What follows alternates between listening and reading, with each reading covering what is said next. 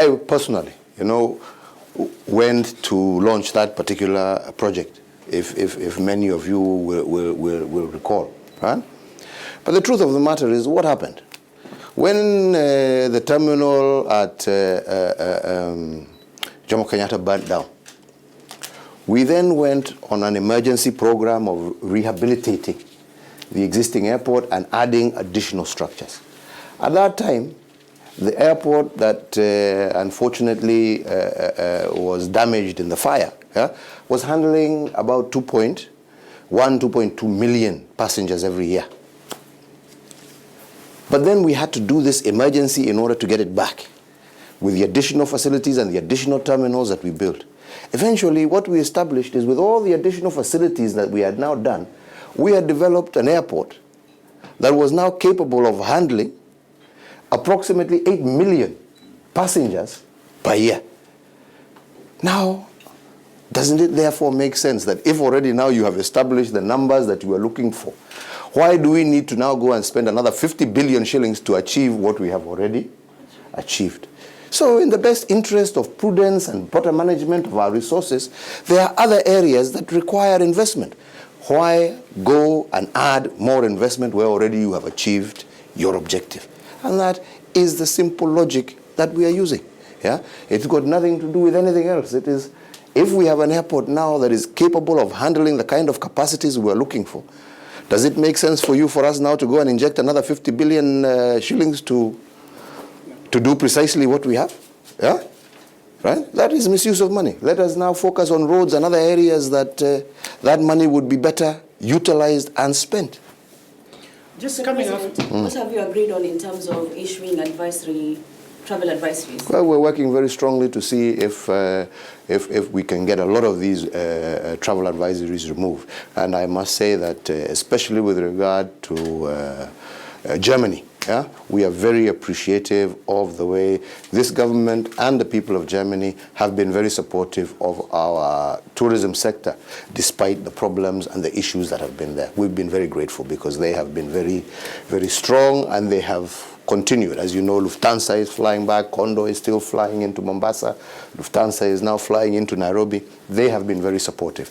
And we are working to engage other governments to do the same thing that Germany has done. From the AU to this trip, you've been pushing for more funds for AMISOM, but that coming on the backdrop of EU's move to cut the funding by 20%. So far, what has been the successes, especially on this trip? I think the most important thing is the recognition. And we've seen recognition by both President Hollande and Chancellor Merkel on the issues of the need to strengthen AMISOM's capacity, because I think there was a misunderstanding. And I think they appreciate very much now the need for us to continue focusing on AMISOM. The battle may have expanded because of the issues of Boko Haram in Nigeria, or what is happening in Mali, what is happening in Libya. But rather than shrink the pie for Somalia, we should be increasing the pie to be able to deal with the threat in its totality, because we cannot deal with it in isolation. As I have consistently said, this is a global war. This is not a regional war. This is not a national war. It is a global war. And we must be able to combine our resources and increase our resources to be able to combat this particular problem, be it in the Horn of Africa, be it in West Africa, be it in the Maghreb, be it in Syria, be it in Iraq. We must fight this war together, because it is the same war. It is no different. Mr. President, one last Yes, question. Joe. Last question, because you're a senior journalist. Last question. Thank you. Yes. ICC on the way now. Issues about victims and what happens next. Please speak to this issue. Like I said, and I said in my statement, as far as we are concerned, we want to put this matter behind us. And we have always recognized that there were those who were injured. We as a government have done very much to ensure that those who were displaced have been resettled, and that again is something that is clear. There are no tents left anywhere in the Republic of Kenya. The last group that was also residing in Uganda have also returned back to Kenya. I think this is a very clear indication. We still have an issue with some who are integrated. We are working on that to see how we can resolve that. And again, as we have always insisted, those people who committed crimes. The record is there. How many people were arrested? How many people were jailed in 2008, in 2009? Those particular individuals who were involved in perpetuating crimes, be it murder, be it arson, be it rape.